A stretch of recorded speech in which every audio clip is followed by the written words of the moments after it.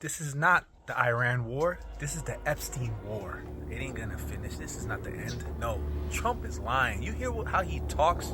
You know how stupid you got to be to think that Trump started a war with Iran to distract you from him being in the Epstein file. Liberals just say anything. The price of everything you buy, everything you eat, and everything that runs on energy is going to explode in a way that will make the last 3 years of inflation feel like a minor inconvenience. Welcome back to the channel. Every day we break down the viral TikToks that's talking about World War III. Also, we're diving deep into all the theories spreading across the internet talking about the big three. I'm JT, your host, but don't worry about me. Let's get right into it. You hear a lot of people say that this war, or anything else for that matter, is a distraction from the Epstein files. Well, the timing of this war is literally based on the Epstein files. Stay with me so I can explain. On February 24th, an NPR investigation uncovered the fact that the DOJ had withheld or removed at least 53 pages of FBI interviews from the public database. This includes child abuse allegations against Donald Trump. And then on February 25th, Representative Robert Garcia, the ranking member on House Oversight, sent a formal letter to Attorney General Pam Bondi. He confirmed independently that these files were scrubbed and demanded an explanation. And then on February 26th, Oversight Dems issued an ultimatum to the DOJ that they have a deadline of February 27th. So here's the thing. The Epstein file release is based on Ro Khanna and Thomas Massey's Epstein File Transparency Act. Unfortunately, this act contains a key safety valve for the DOJ. Section 2C1B of the act says, in regards to which files don't have to be released, that this is only the case if, quote, the public disclosure of the record would compromise an active federal investigation or intelligence operation. And there's the key. In the files are details about Iran. This includes a letter from biologist Robert Trivers alleging that Epstein met with former Iranian President Mahmoud Ahmadinejad. And it mentions parallel operations to the Iran-Contra affair in the 80s and 90s using the BCCI bank. Before crypto, that's how he moved money.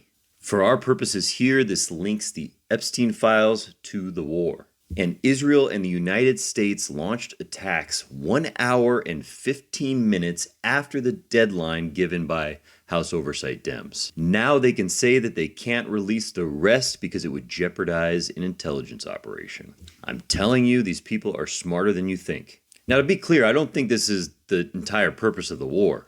I think Trump and Netanyahu were preparing for this anyway, if nothing else than to advance their authoritarianism agendas. They are ready to start World War III to bury the Epstein files. Only Arabs know exactly what is happening. January 30th, the US releases 3 million pages of Epstein documents. February 19th, Prince Andrew arrested. First royal arrested in 379 years. February 23rd, Peter Mandelson arrested. The British ambassador to America was passing secrets directly to Epstein. February 26th, Hillary Clinton testifies. February 27th, Bill Clinton becomes the first former president in history forced to testify before Congress. 4 of the most powerful people in the world exposed. Then what happens? Same week, the US strikes Iran. The Strait of Hormuz closes. Oil prices explode. Every headline in the world shifts to war. Nobody is talking about Epstein anymore. Nobody is talking about the Clintons. Nobody is talking about the royal family. You cannot make scandals disappear, but you can bury them under something bigger. 7 people exposed in 7 days. 1 war started the same week. Most people see separate news stories. Arabs see one coordinated operation. The elite do not panic when they get exposed. They redirect your attention. And it works every single time. I'm starting to think this just might be the biggest clear browser history button ever created. Let's be honest. This is not the Iran war. This is the Epstein war. This is the Epstein war. What we're witnessing is a war in the name to hide the 1% white rich men, white files, all on that list, that power structure. That's all. This is just to distract everyone from the real issues. How is it that Americans can always say that we are liberating the women of Iran? We blow up a school for girls. and Trump is just a puppet. Okay? Netanyahu is the true puppeteer. Okay? Come on now. This is the Epstein war. Let's call it what it is. It's not the Iran war. It's the Epstein war. And they are so into hiding this that they will send our soldiers, American lives, in the name to hide and cover up that list. To cover up those rich white males, rich white people, that society, that evil society. This is not the Iran war. This is the Epstein war. You know how stupid you got to be to think that Trump started a war with Iran to distract you from him being in the Epstein file. Like, I just like, liberals just say anything. Like, do y'all say this shit out loud first? So he started a war that lots of these Democrats want, by the way. You know what I'm saying? Yeah, lots of Democrats in office support this fucking war because he needed to distract you from his name being in the Epstein files when there's literally no concrete evidence to convict him. Do you know how court fucking works? Like, all those testimonies don't mean shit without evidence. Evidence. You know, and trust me, there's no fucking evidence of him doing anything. Because if there was, the Democrats would have ran with it. They would have ran with it. If there was evidence, that shit would have led to an indictment at a minimal. But there's no evidence. There's just he say. There's just he said, she said, and conjecture. But liberals think he started a fucking war with the country we've been beefing with for 50 years to distract you. I don't know anyone in my personal life that was actually reading the files, so to start a global war to distract you from it might be a reach.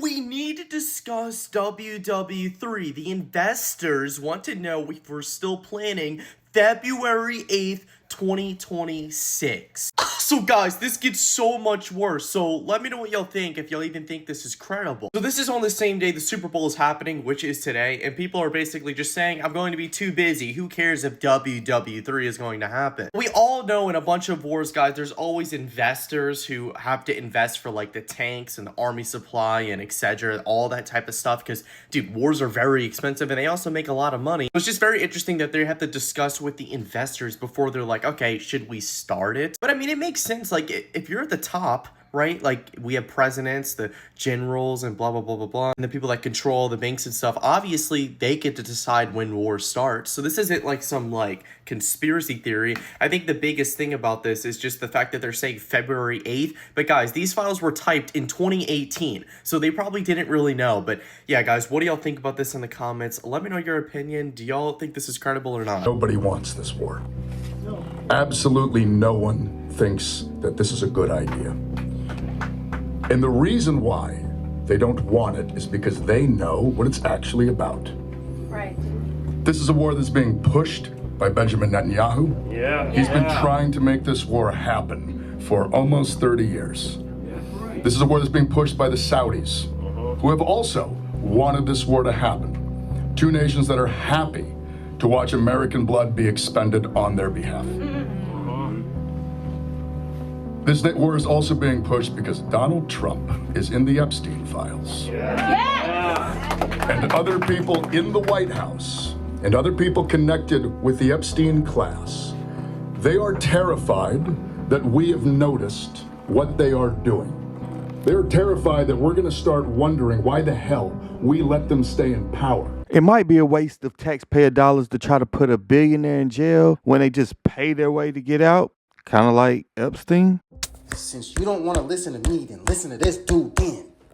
You have 14 days, not a metaphor, not a dramatic opener to grab your attention.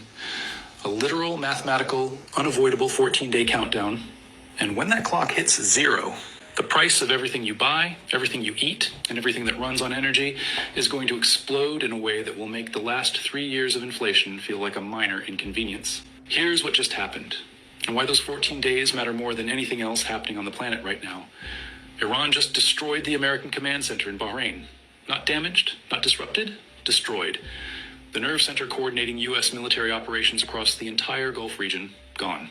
And in the same strike package, Iran hit Bahrain's oil facilities, fuel storage, processing infrastructure, the physical machinery that moves Gulf oil from the ground to the tankers to the global market. But that's just the opening act. In the last 48 hours, Iran has also struck Abu Dhabi's airport, hit the Fujairah oil depot, one of the most strategically critical fuel storage facilities in the world, attacked Qatar's LNG infrastructure, hit Kuwait, struck UAE positions, and continued pounding every American military installation it can reach across the Gulf. This isn't a military campaign anymore. This is a surgical economic demolition. Iran isn't trying to win a battle. Iran is trying to strangle the global economy until the world forces America to leave. And they have found the exact pressure point that makes every country on Earth, not just the ones being bombed, feel the pain within weeks. Here's the mechanism, and pay close attention because this is the most important thing you'll hear today. Right now, the Strait of Hormuz is effectively closed to oil traffic. Ships aren't moving. Tankers are anchored. The oil that Saudi Arabia, Kuwait, Qatar, and the UAE pump out of the ground every single day has nowhere to go, so it gets stored, pumped into massive holding tanks on land while the world waits for the strait to reopen. Those storage tanks are almost full. Maximum capacity, 10 to 14 days away. The moment those tanks hit capacity, the Gulf states have only one option: stop pumping. You cannot produce oil you have nowhere to put. Production shuts down, and the second Gulf production shuts down, the global oil supply doesn't tighten. It collapses. Demand stays exactly where it is. 7 billion people still need fuel, heat, food transportation, manufacturing, but the supply side just fell off a cliff. Oil analysts are currently modeling price scenarios of $50 to $80 per barrel above current levels in a matter of days after production stops. Not weeks, days. Because markets don't wait for the physical shortage to arrive. They price it in the moment the shutdown becomes inevitable. And here's how that hits you personally right now, wherever you are in the world. Every $10 increase in oil prices adds roughly $400 to $500 per year to the average household's cost of living. Not just at the pump, that's the visible part. The invisible part is that oil is embedded in literally everything. The plastic in your phone, the fertilizer that grew your food, the truck that delivered it, the electricity that powered the store, the packaging it came in. If oil tankers keep getting hit, inflation is going to get so bad that grocery stores are going to have to implement a layaway plan, buy now, pay later. Let's face the actual fact. Donald Trump started World War III to escape the fact that he is in the Jeffrey Epstein files. Representative Ted Lieu has come out with documentation. And he said there's footage and video of Donald Trump doing things that you will be shocked and surprised about. And I've seen videos where he said, if she wasn't my daughter, he'll be basically clapping and cracking that. Not to mention, he's number one on that list. He is number one on that list. And they said you will be shocked and surprised to see what he has done. The way things are set up and the way things is going and the way things unfolding, before those Epstein files and that shit gets released, and right when it's released, or the time it's officially released, we are going to see some shit really go down bad. Because you're gonna realize the devil runs this world. The 7 safest U.S. states in a nuclear war. Number 5's my home state, but I didn't make this list. It's a recent MSN article. Share this with a friend who might live in one of these states. Presented in random order. Number 1, Montana. Wouldn't be on my list. The article cites Montana's open space and low population density, wilderness, ranch land. Small towns offer room to shelter, move, and spread out. The bigger issue is Montana is a nuclear target. This map from the Natural Resources Defense Council illustrates the effects of a full nuclear exchange. Look at Montana. Montana has nuclear silos. Those are going to be a top target in World War III. Number 2, Colorado. Colorado's inland setting in the Rocky Mountains, slow movement, and softened fallout exposure patterns. Colorado is much better than Montana, but the Peterson Space Force Base will be a top target in World War III. Number 3, Wyoming. Most towns sit far from major metro targets, and the space between them can help reduce immediate exposure. Number 4, Idaho. A lot of preppers love Idaho. Small cities, farming towns, and long stretches of open country, the state's low profile could be an advantage later on. Number 5, Maine. Fallout projections often place Maine in one of the lowest exposure bands in the country. Low target value and low predicted fallout make Maine a quiet standout. It is a calm corner on many maps. Maine does have 2 high value targets, Bath Iron Works, which produces destroyers for the Navy, and the Naval Communication Center in Cutler. That provides one-way secure communication to submarines and aircraft operating in the Atlantic and Mediterranean. Number 6, Alaska. Alaska's distance from most mainland targets and its remote landscape reduce the odds of direct impact for many communities. The problem I see with Alaska, beyond its harsh winters, is its reliance on imports. It will be a state that would be very hard to resupply after a prolonged collapse. Number 7, West Virginia. This is their worst choice in the list, citing only West Virginia's reputation for being the home to the Greenbrier Resort, which has a massive underground bunker built to house the entire U.S. Congress. It's now decommissioned. Is your state on this list? Let me know, because it looks like I'm gonna have to ride a bike from North Carolina to Maine, Tour de France out this mug. They just blew up an oil depot in Iran, and that tells me exactly what this war is about. It's not about nuclear arms, and it's not even about control. It's about eradication of the people inhabiting the area. Blowing up critical infrastructure that's gonna affect civilians to the point where it's raining oil, that's fucking ridiculous. That's one of the most deplorable acts of warfare you could initiate in the modern era. And the fact that the American government is complicit to this, when we don't have a dog in this fight, lets me know that the American government isn't even the American government anymore. It's the Israeli government. Trump and his cabinet are going to do everything that Israel tells them to do. And until we get them out of office and locked up into prison, there is nothing that we can do to change that. We need radical action to remove them and imprison them. Like, they are going to put America so far down the wrong side of history that World War III could spark just off of this over the next couple of weeks. If this shit doesn't calm down, this could lead to World War III. If all the other countries in Europe get their energy fucked up and they have to rely on Russia, and then Russia is the big dog, and then NATO doesn't mean shit, what's stopping them from just saying, fuck it, all out war? And then what's stopping China from getting involved and saying, fuck it, all out war? Whoever is the last one standing is the last one standing. All right, winner takes all. If you enjoyed the content, make sure you go ahead and subscribe to stay up to date. And while you're at it, go ahead and gently smash that like button. Shout out to all the creators. And until next time, peace.